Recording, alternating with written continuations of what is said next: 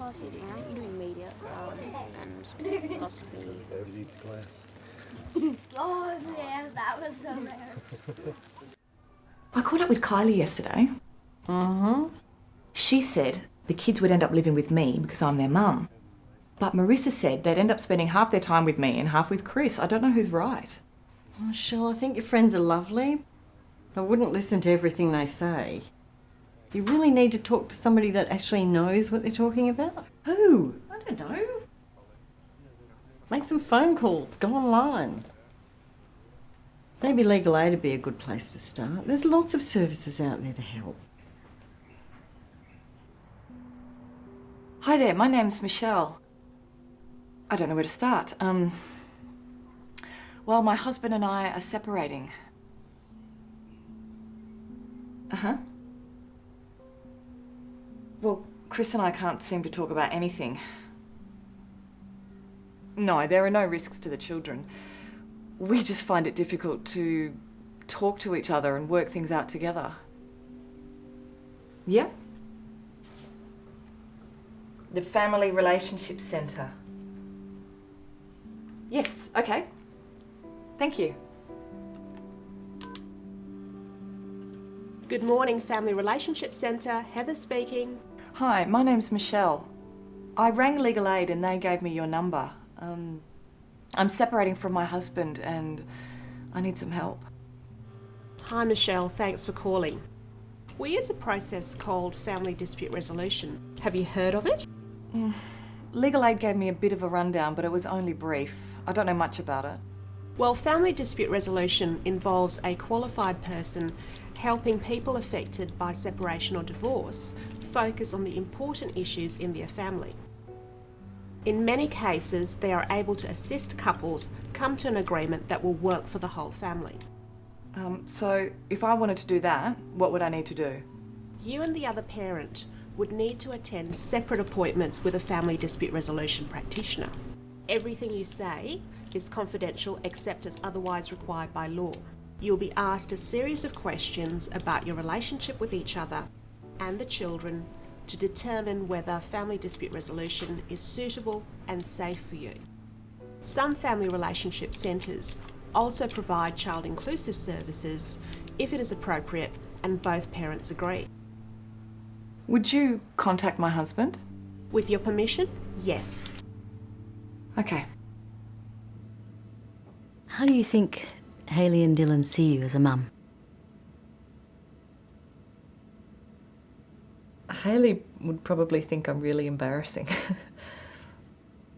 Dylan just loves his mum. He's only a little guy. Can you tell me something about how you and Chris have resolved conflict in the past?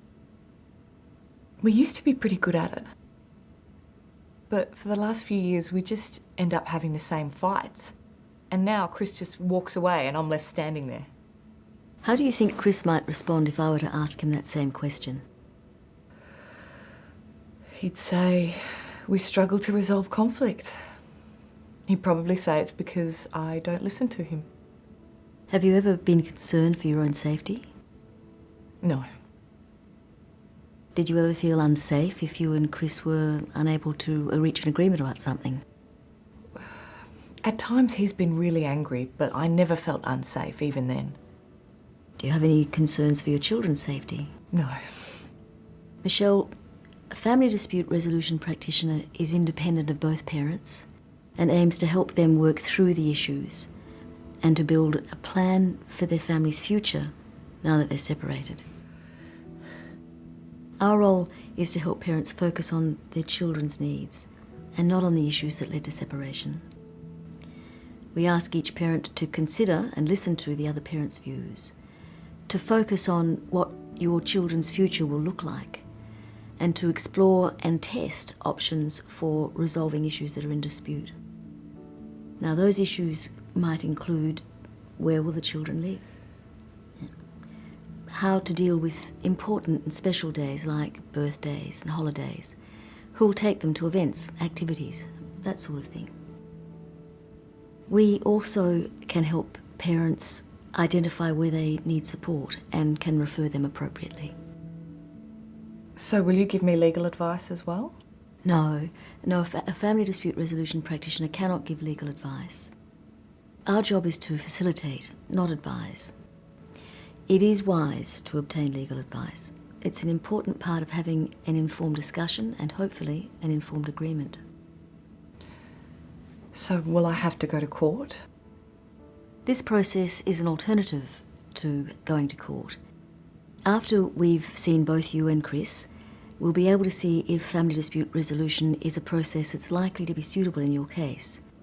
If it isn't, then of course you can consider other options, including court. You want answers. You want everything to just be sorted out.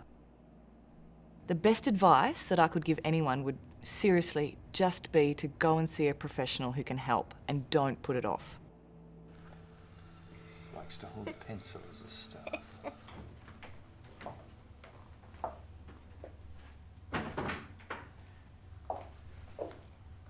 Hi, Dylan. Hi, Mum. Chris, can I have a word? One sec, mate.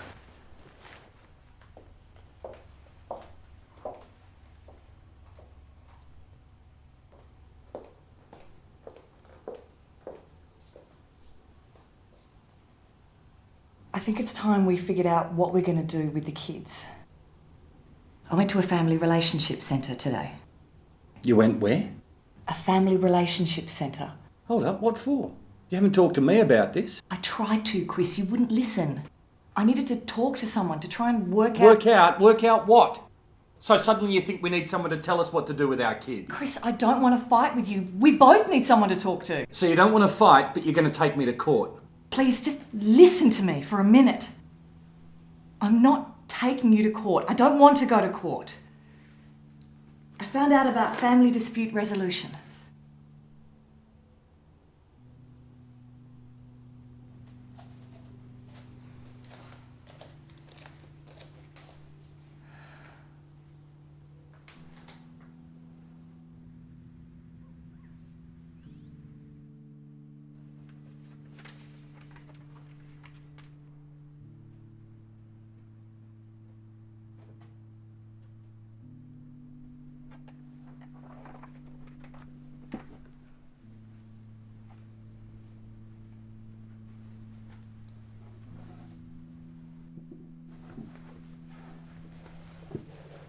Dylan? You alright, mate?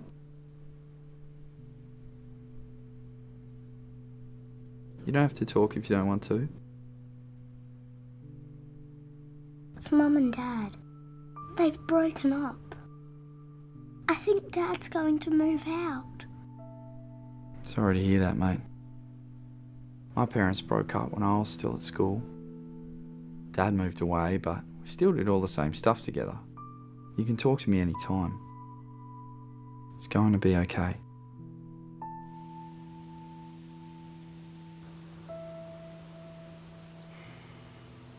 So how have you been? Michelle spoke to someone at the Family Relationship Centre. So? What? She went behind my back. Sounds like she's just getting some advice. Maybe you should too.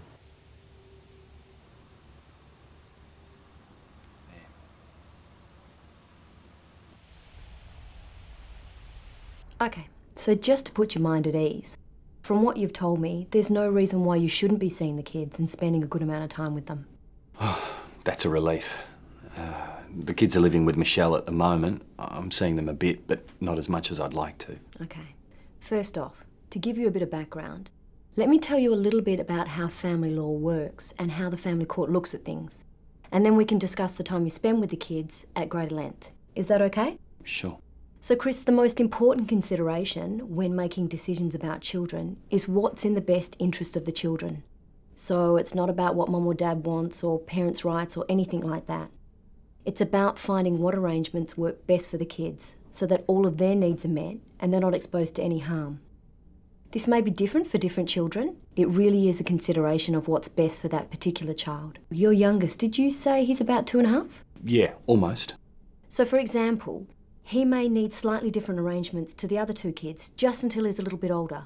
Okay, I understand that, you know, we need to think about what's best for the kids. It's what we've always tried to do. But aren't there set times or recommended times that kids spend with their parents? I mean, I'm pretty sure that I heard that kids live 50-50 with their parents when they separate.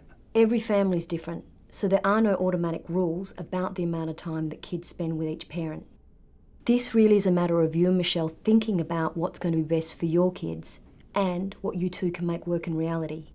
You'll need to think about things like who works when, what arrangements can be made for the kids to go to and from school, and how changing these kinds of arrangements that the kids have had in place for years might affect the kids. All right, so things are just going to stay the same as they are. Well, I have to work late sometimes. I don't want to just see the kids on the weekends. This is rubbish. That's not what I'm saying. It's really a matter of being practical and finding out what will work and that you and Michelle can manage. That also works for the kids. You just need to figure out what will work in reality and, most importantly, what will work for the kids. I guess that makes sense. If I'm honest with myself, it would be pretty hard for the kids to live half the time at my place, and a big change for them, even if I'd really like it. And Jasper certainly wouldn't cope. He's still pretty attached to his mum.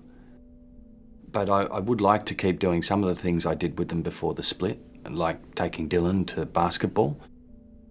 But what happens if Michelle and I can't agree on what to do?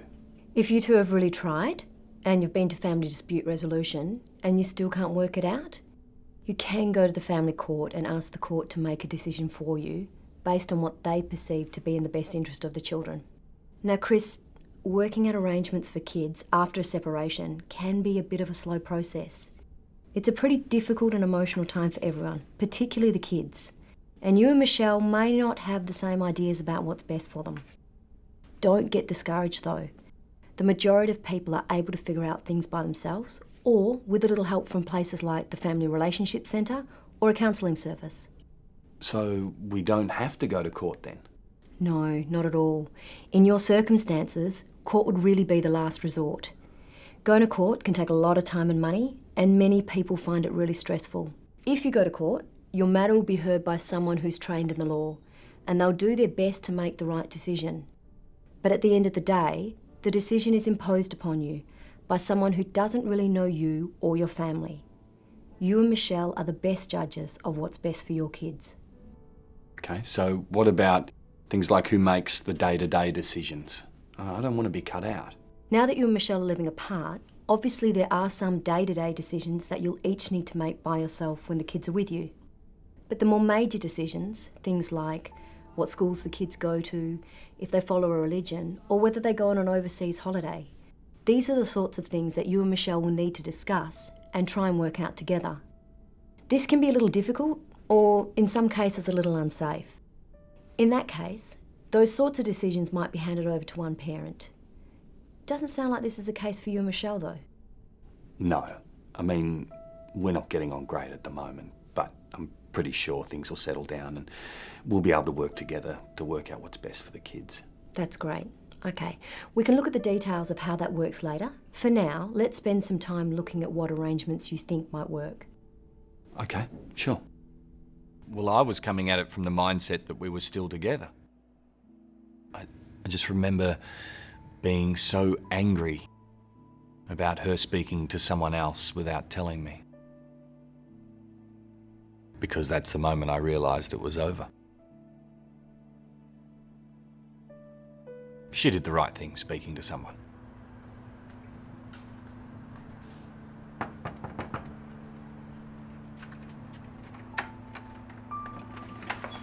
Hi, Dad. Hey, sweetie. Hey, mate. I'll meet you in the car. Here's my little man. How's it going? Okay, thanks. So you'll bring them back from your dad's at 5 on Sunday? Yeah, no problem. I'll have them home in time for dinner. Come on, mate. See ya. See ya. Bye.